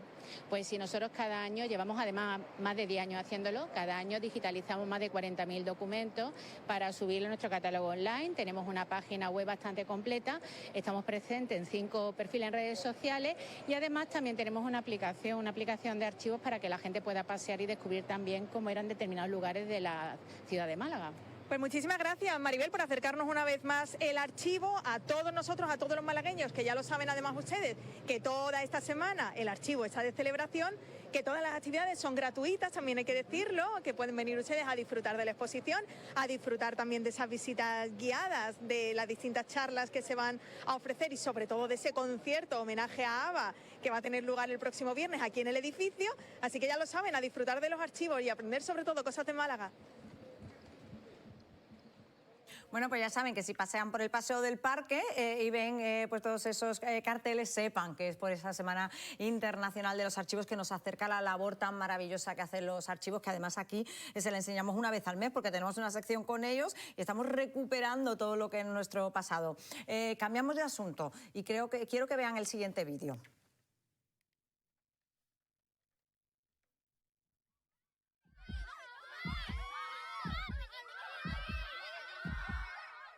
¿Saltas por ellos o por ti?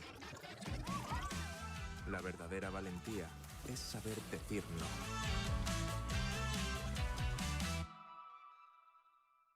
Bueno, pues la Junta de Andalucía ha puesto en marcha la campaña Pensar antes de saltar, dirigida especialmente a adolescentes y jóvenes a los que recuerda las consecuencias que puede tener las conductas imprudentes en el agua, entre ellas ahogamientos y lesiones muchas veces medulares. De hecho, eso es lo que le pasó a Fernando, que quedó tetrapléjico cuando tenía 18 años al saltar en una playa de Torremolinos. Tuvo una gravísima lesión cervical por la que perdió la movilidad de miembros inferiores y superiores. Han pasado 42 años y ahora trabaja para ayudar a otras personas que pasan por la misma situación a través de la Asociación de Pacientes con Lesiones Medulares de Málaga. Fernando, bienvenido.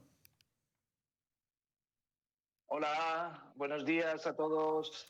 Buenos días, Fernando. Lo primero, darte las gracias de corazón por acompañarnos esta mañana y por, bueno, pues por hacer esa labor, ¿no?, de concienciación. Hemos visto ya el anuncio de la campaña de la Junta de Andalucía. He contado yo un poquito tu historia por encima, pero a mí me gustaría preguntarte, Fernando, ¿qué recuerdas tú de aquel salto?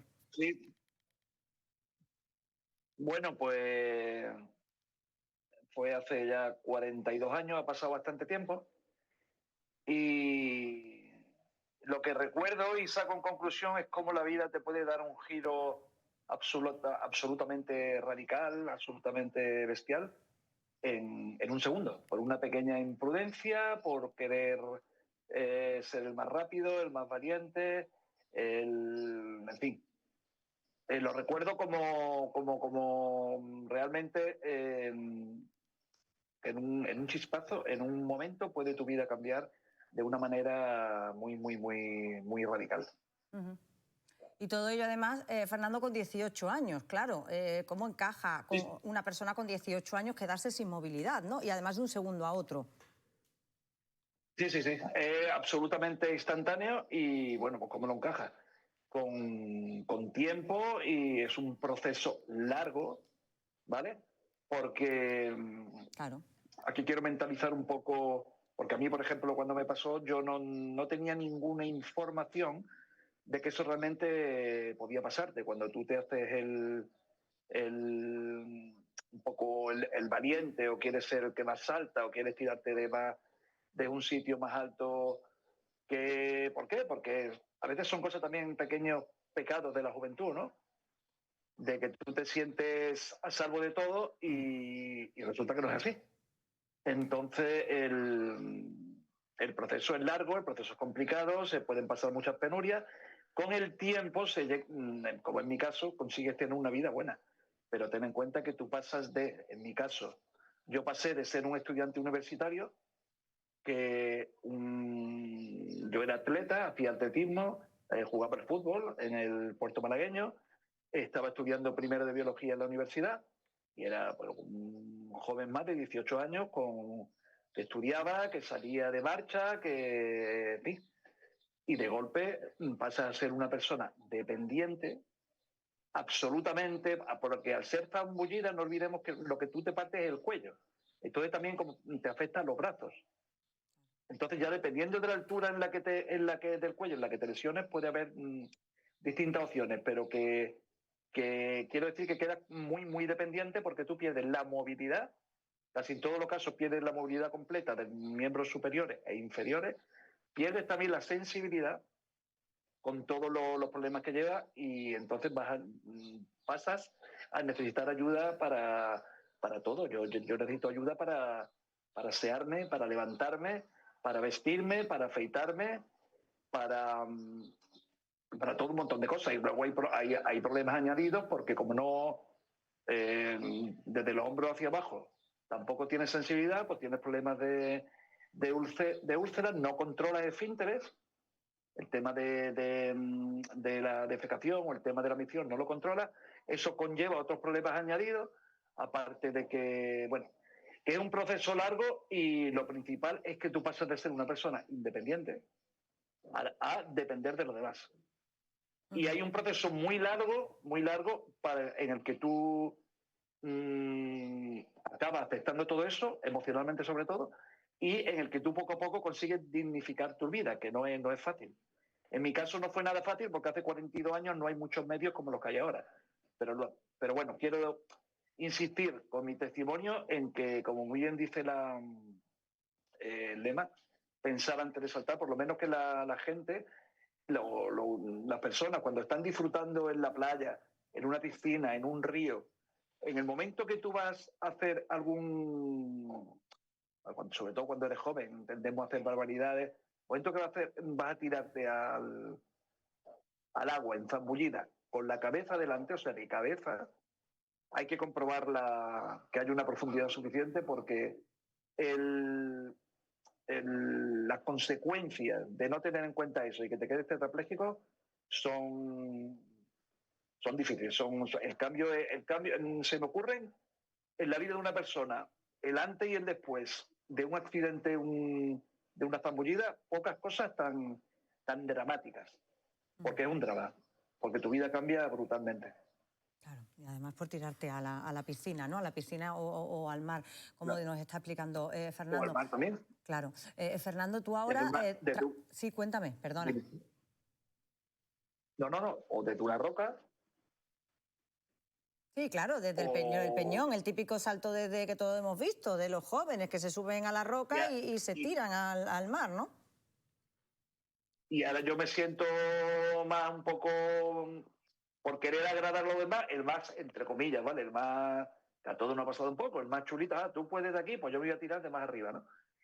Y entonces, por lo menos que la persona que nos estén escuchando, que lo tengan presente, porque las consecuencias son graves, muy, muy graves.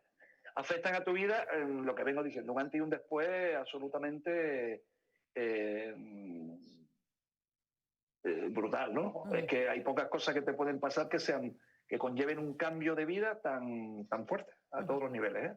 Y sobre Podría todo... contar mil historias de cómo te cambia la vida. Sobre todo, Fernando, que lo sepan, ¿no? Porque, claro, es lo que tú decías, ahora se hacen campañas, ¿no? Como esta de pensar antes de saltar, pero esto hace 42 años, pues prácticamente es que yo creo que ni se sabía, ¿no? No, yo no era consciente de que por una acción al tirarte de cabeza en la playa podía conllevar que te quedaras en una silla de ruedas. Y en una silla de ruedas gravemente afectado, que necesitas ayuda para todas las actividades de la vida diaria. No era consciente, en ningún momento me había llegado esa información a mí. Por eso es muy importante campañas como esta y el testimonio de Fernando. De verdad, Fernando, muchísimas gracias por acompañarnos esta mañana, porque creo que es fundamental, de verdad. Encantado. Que es al final un servicio público, ¿no? Y contarle a la gente lo que nos está contando Fernando y cómo le ha cambiado la vida después de tirarse, ¿no? De cabeza al mar. Fernando, también desde la asociación hacéis un trabajo maravilloso, ayudando también a personas que se encuentran en una situación como la tuya. Por supuesto. Sí. Yo pertenezco y estoy encantado de pertenecer a Aspaín Málaga. Y bueno, la verdad que hacemos una labor bastante importante. De hecho, todos los lesionados medulares, bueno, no solamente para lesionados medulares, que somos la mayoría, es para cualquier tipo de persona que tenga una movilidad reducida. Tenemos unas instalaciones que ya no se nos han quedado pequeñas, pero que dentro de poco vamos a tener otro local que tenemos ahora que acondicionarlo, hemos recibido una subvención. Y bueno, tenemos profesionales de fisioterapia absolutamente con conocimientos específicos de toda nuestra lesión.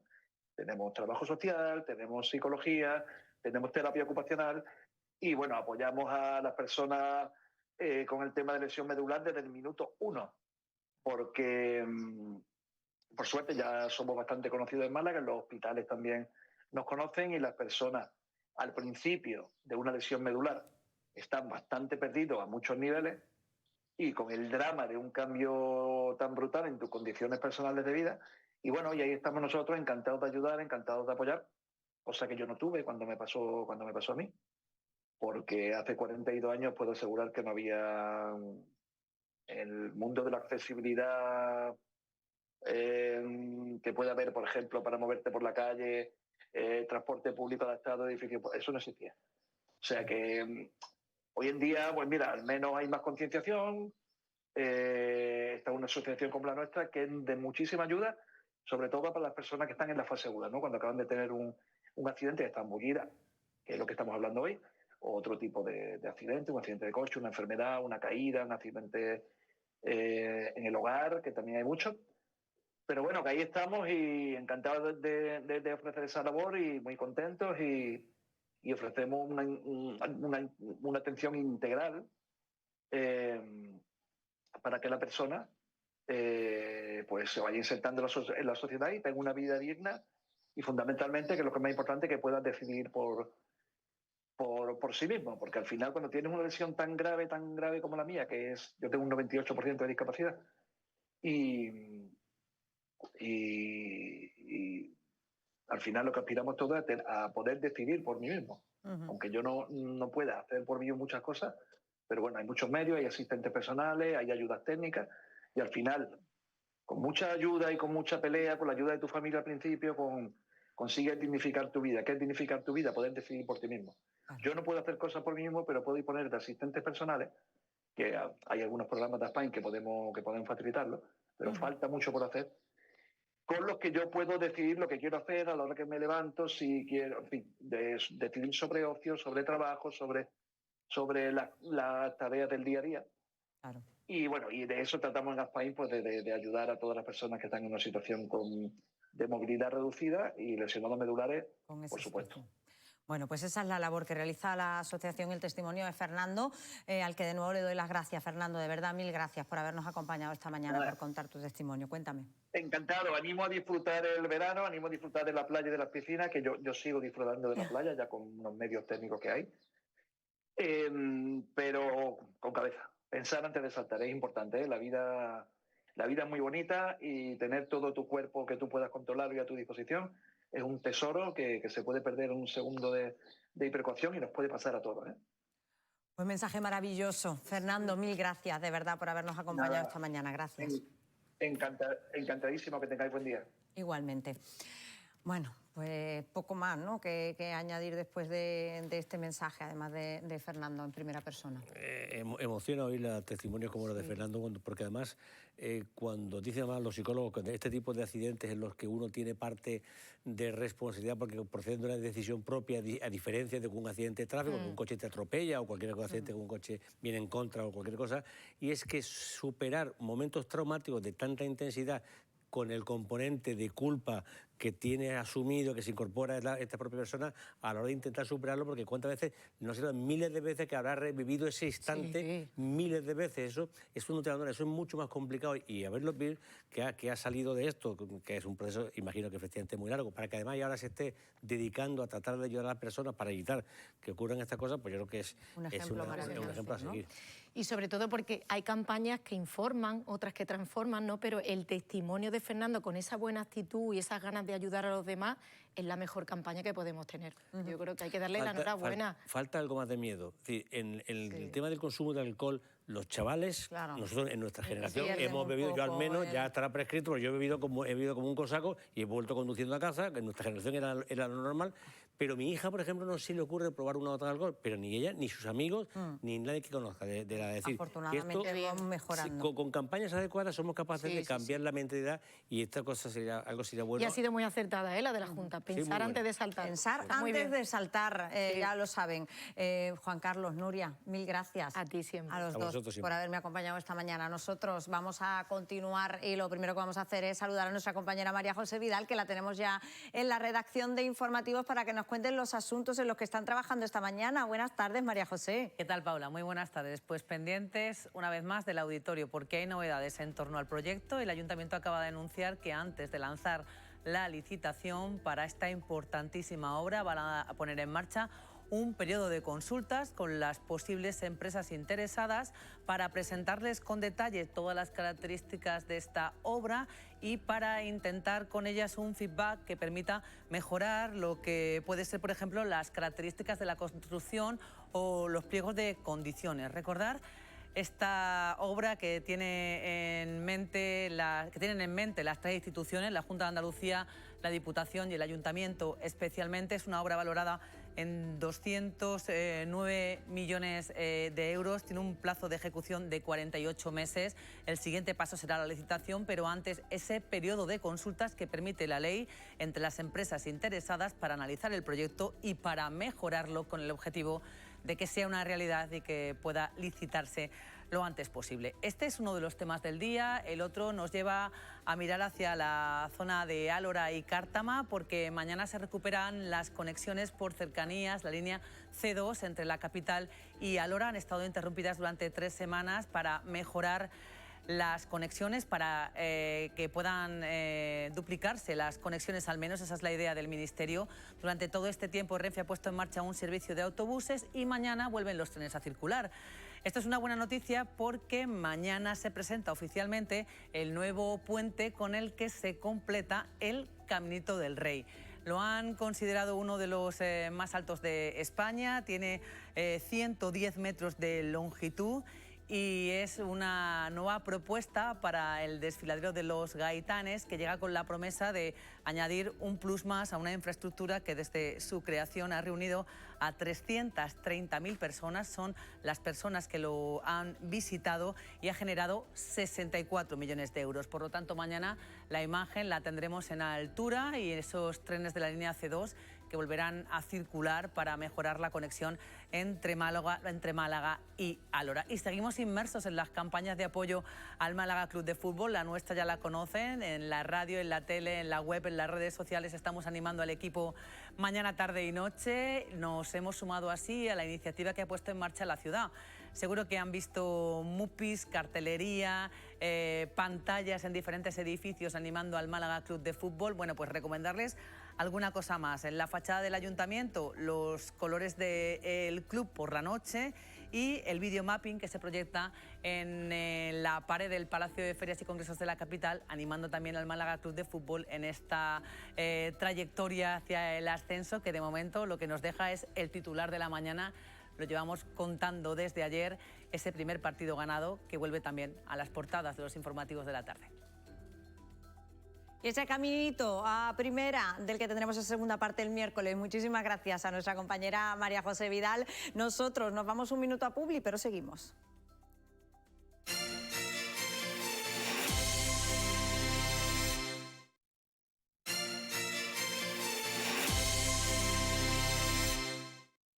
Bueno, pues son las 1 de la tarde, seguimos en directo, están viendo Málaga aquí ahora, el magazín de la televisión municipal de Canal Málaga, y les decía yo en el arranque que cada primer miércoles de junio se celebra el Día Nacional del Paciente Trasplantado, para recordar justamente la importancia que tiene la donación de órganos. Queremos nosotros, este programa, sumarnos a esta efeméride y por eso hemos montado una mesa para hablar de este asunto, y no podía faltar Pepi Gómez, que saben que es presidenta de Alcer, ha sido trasplantada 3 veces de riñón y dirige la Asociación de Enfermos Renales con extraordinaria voluntad e ímpetu. Además, Pepi, bienvenida. Muchísimas gracias. Nada, muchas gracias como siempre por acompañarnos. Hoy además nos trae una historia preciosa que viene de la mano de Inocencia Benítez. Inocencia donó un riñón a su marido en el año 2013 y gracias a ese riñón su marido ha vivido 13 años hasta que, bueno, pues lamentablemente falleció hace 2 meses, pero por otra dolencia diferente. Inocencia, bienvenida. Muchas gracias. Nos hace mucha ilusión que estés aquí, además muy bien acompañada, porque viene acompañada por su hija Laura Aranda, que vivió todo este proceso, y además nos ha traído a Nora, que nos ha dado una alegría, pues ya se puede imaginar. ¿Pero qué tiempo tiene, Nora? 4 meses. Claro, es que es muy chiquita, mira cómo me mira. Mira cómo me mira, está diciendo, pero bueno, ¿a dónde me han traído? ¿Y qué es lo que estamos haciendo? Bueno, es una santa. Sí, es una santa porque es buenísima. La han traído aquí, la han metido, no ha dicho la pobre nada, buenísima. Bueno, a ver, Inocencia, una fecha muy especial, el 11 de diciembre de 2013. 11 del 12 del 13. Del 13, cuando donaste ese riñón a tu marido. ¿Cómo fue el proceso? A ver, ¿cómo recuerdas? ¿Qué recuerdas tú de aquel tiempo y de aquellos meses? Pues estupendamente. Estupendamente. ¿Cómo es el momento en el que te dicen, oye, pues puedes donarle un riñón, le vas a poder dar vida? Se lo dije yo. Lo dije yo. Porque la doctora Alicia, la última vez que estuvo en consulta, pues nos dijo que si entraba a diálisis, Andrés ya no se trasplantaba. Entonces, y le dije yo, digo, bueno, ¿y un trasplante vivo? Dice, pues eso sería lo ideal. Digo, pues venga, ahora mismo, Alicia, empieza. ¿Y no te dio miedo? No me dio miedo. ¿Ni tuviste ningún tipo de...? No, ni lo pensé, ni yo pensé en que yo no pensé nada, yo pensé en que era yo la que le iba a dar el riñón. Desde el primer momento yo fui muy positiva. ¿Lo tenías claro? Sí. ¿Y qué recuerdas de la intervención de aquello? Pues muy bien, muy bien. Y además, el doctor Fruto, la doctora Cabello, se portaron tan bien todos con nosotros que la verdad que fue, vamos, precioso.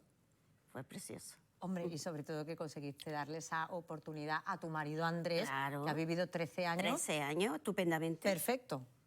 Sí, y yo estoy muy bien. Así que yo animo a todas las personas que donen, porque es donar vida. Y la tranquilidad y la satisfacción que tiene uno, no para que los demás lo reconozcan, por una misma. por una misma. Ahora le preguntaremos a Pepi en qué casos sí se puede y en qué casos no se puede, ¿no?, donar ese riñón de un familiar en este caso. Pero le quiero preguntar a Laura, ¿tú cómo viviste todo este proceso, Laura? Mucha emoción, la verdad es que yo todavía lo recuerdo y me emociono mucho. La verdad es que fue súper bonito. En fin, el día del trasplante fue uno de los más felices de mi vida y bueno, la verdad es que eso agradezco a mi madre porque al final, perdón, porque es que me emociona. Nada, bueno, nada, perdonar nada, Sí. que los sentimientos, en fin, que claro... La verdad es que no solamente... Hablas de tu padre y hablas de Sí. tu madre, porque Sí. además eran los dos, claro.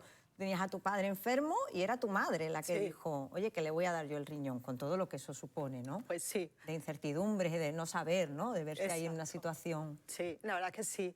Y al final, pues no solamente le donó vida a mi padre, sino que nos donó vida a todos, o sea, a toda la familia. O sea, que eso es súper bonito. Claro, que al final tu padre ha podido disfrutar esos 13 años de ti. ¿Conoció a Nora? Bueno, mi padre falleció realmente hace 6 meses, el día 26 de noviembre, y el 26 de febrero nació. Sí. Así que, pero bueno, ha disfrutado mucho de mi otra hija, que lo adora, y Mi otra bueno, nieta. y de todos que nosotros tenemos. también. O sea que... En fin, la historia es muy bonita y es verdad lo que dice mi madre. Al final ella nos deja también ese mensaje a todos de que... Ese ejemplo, sí, ¿no? es un ejemplo totalmente. Ese ejemplo, ¿no? Sí, la verdad es que sí. De no haber pensado en ningún momento en ella Nada. misma, ¿no? No, Y no, decir, que va, oye, que va, no, a mí es que ni me cuentes, ¿no? Ni los pros ni los contras ni nada. Sí. Yo directamente aquí estoy. Y yo soy la donante y ya está. Y tenía así que ser fue. yo. Mira qué guapo está, mira. Ahí estamos viendo a Andrés también. Pepi, ¿en qué casos es posible esa donación de un familiar para poder ayudarlo? Bueno, en primer lugar, bueno, estoy emocionada de escuchar también Inocencia y de la experiencia y del caso, que sí que es verdad que la mayoría de los casos de trasplante donante vivo suelen ser de madres a hijas, ¿no? A hijos, ¿no? Pero sí que una mujer a marido, ¿no? Hay también casos de marido a mujer, pero sobre todo más las mujeres, ¿no? Son más solidarias, somos más solidarias. Entonces, bueno, es ejemplo y además cómo lo transmite. Y bueno, a la pregunta que me pregunta, pues a ver, el trasplante donante vivo, de hecho, este Día Nacional del Donante de Órganos y Tejidos, que se celebra siempre el primer miércoles de junio, hemos tenido como testimonio en la Plaza de la Solidaridad a una madre, una hija, que le detectaron la enfermedad renal ya cuando estaba embarazada y a los 7 años, cuando tenía la niña 7 años, le donó el riñón, ¿no? De hecho, hace 10 meses que también se trasplantó de hígado. Con lo cual, estamos promocionando la donación en vida. Lo ha transmitido muy bien Inocencia, ¿no? Además, ella no le no dudó en ningún momento de decir, quiero donar a mi marido. Y además dice, es que tenía que ser yo. Claro. Qué gesto de amor el poder darle vida a las personas que más quieren, ¿no? Y de hecho está demostrado que la donación en vida, que por eso también se está promocionando, y este Día Nacional del Donante hemos querido poner a relieve la donación en vida, testimonios, entrevistas a nefrólogas de la importancia de la donación en vida. En primer lugar, mejora la calidad de vida del paciente renal. La espera del trasplante, como ha dicho, si tienes que entrar en diálisis, evidentemente puedes tardar más en entrar en lista de trasplante, bueno, en trasplantarte, no en lista de trasplante, sino en trasplantarte. La calidad de vida que tiene el paciente cuando es trasplantado de donante vivo, que es la intervención inmediata, eso, bueno, ahí tenemos la demostración de los años y de la calidad que ha tenido durante estos 13 años, ¿no? Entonces, aquellos pacientes, porque es verdad que en trasplante de riñón, aquellos pacientes o familiares que nos esté viendo y que tenga ese miedo, esa duda, pues que aquí tiene la oportunidad de ver... Claro, que escuche este testimonio, de ver, ¿no? y de escuche Inocencia, a Inocencia y de testimonio de su hija, cómo se vive también en familia, la felicidad que da la donación en vida. Y evidentemente el evitar estar en tratamiento de diálisis 3 veces por semana, de 4 a 5 horas, lo que supone, lo que condiciona, esta enfermedad, tu vida, tu calidad de vida cuando estás en diálisis, ¿no? Entonces, vamos a intentar que ya que el paciente renal es de una enfermedad de por vida, pero si hay un donante vivo, como es el caso de Inocencia, y nos puede mejorar nuestra vida, es la mejor oportunidad que podemos tener. Y como servicio público desde aquí, si podemos además contárselo a todos los malagueños, ¿no? Maravilloso. Totalmente.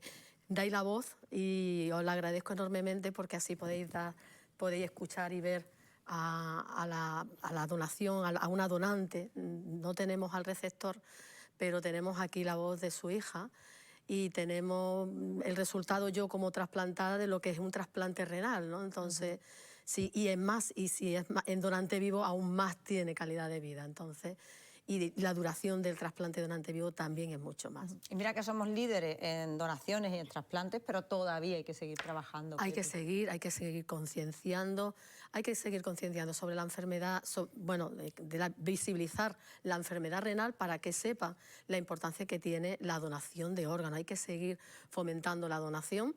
Afortunadamente somos líderes en trasplante en el Hospital Regional. Este año 2025 206 trasplantes de riñón, ha sido el segundo a nivel nacional, pero hay que seguir promocionando y sobre todo hay que seguir promocionando aún más la donación en vivo. Bueno, pues aquí tenemos un testimonio y un ejemplo para que se nos quiten todos los miedos con respecto a la donación en vida, esta historia tan bonita que nos han traído Inocencia, Laura miedo. Y Nora hoy. Y Pepi, muchísimas gracias por habernos acompañado y por haber pasado este ratito con nosotros. Si sirve de algo, que una está aquí, por eso he venido hoy. Pero que no tengan miedo, que yo no tuve ninguno. Y si yo no lo tuve, tampoco lo van a tener otras personas, ¿no? Si eso va una tan positiva, tan contenta. Yo creía que me había tocado algo. La lotería, vamos. La lotería me tocó cuando vi que era positivo. Vaya, que éramos compatibles. ¿No? Que éramos compatibles. Entonces sí. Pero por los demás, que no tengan miedo, que yo no tuve ninguno y estoy muy contenta de haberlo hecho y si lo tuviera que volver a hacer, lo haría otra vez. Bueno, pues ahí quedan las palabras de Inocencia. Nos vamos ya y le vamos a dejar a Nora también que descanse un poquito, que aquí en Plato además es que hace muchísimo calor.